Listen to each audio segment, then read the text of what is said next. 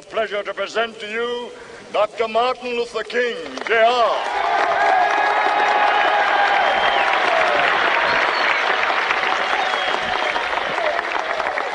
I am happy to join with you today in what will go down in history as the greatest demonstration for freedom in the history of our nation.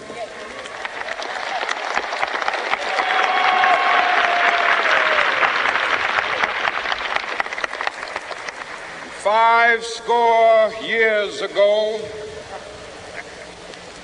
a great American in whose symbolic shadow we stand today signed the Emancipation Proclamation. This momentous decree came as a great beacon light of hope to millions of Negro slaves who had been seared in the flames of withering injustice. It came as a joyous daybreak to end the long night of their captivity. But 100 years later, the Negro still is not free. 100 years later, the life of the Negro is still sadly crippled by the manacles of segregation and the chains of discrimination. 100 years later, the Negro lives on a lonely island of poverty. I have a dream that one day this nation will rise up and live out the true meaning of its creed. We hold these truths to be self-evident, that all men are created equal.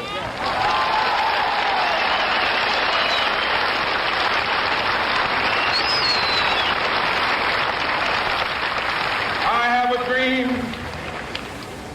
that one day on the red hills of Georgia, sons of former slaves and the sons of former slave owners will they be able to sit down together at the table of brotherhood. I have a dream that one day, even the state of Mississippi, a state sweltering with the heat of injustice, sweltering with the heat of oppression, will be transformed into an oasis of freedom and justice. I have a dream. My poor little children will one day live in a nation where they will not be judged by the color of their skin, but by the content of their character. I have a dream today.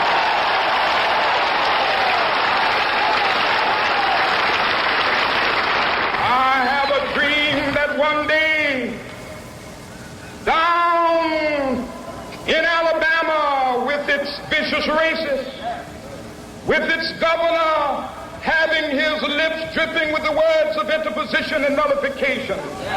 One day right there in Alabama, little black boys and black girls will be able to join hands with little white boys and white girls as sisters and brothers. I have a dream today.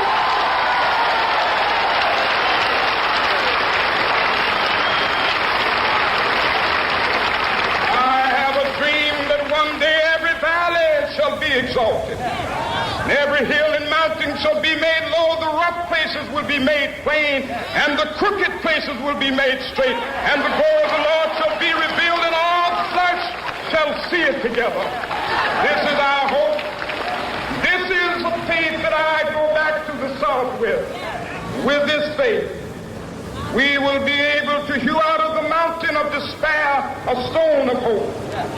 With this faith, we will be able to transform the jangling discords of our nation into a beautiful symphony of brotherhood. With this faith, we will be able to work together, to pray together, to struggle together, to go to jail together, to stand up for freedom together, knowing that we will be free one day.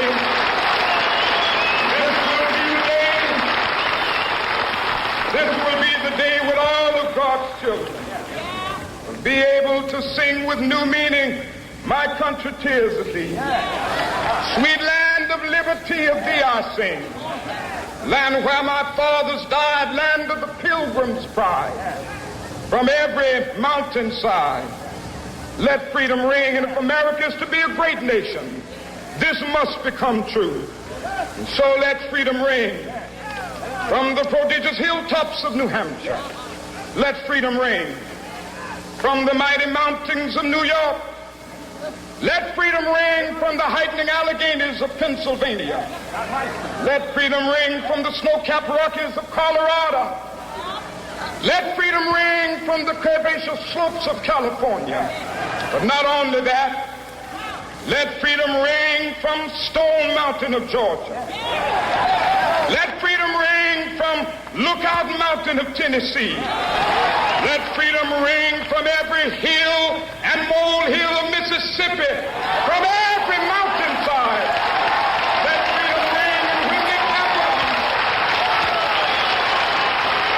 when we allow freedom ring, when we let it ring from every village and every hamlet, from every state and every city, we will be able to speed up that day when all of God's children, black men and white men, Jews and Gentiles, Protestants and Catholics, will be able to join hands and sing in the words of the old Negro spiritual, free at last, thank God Almighty.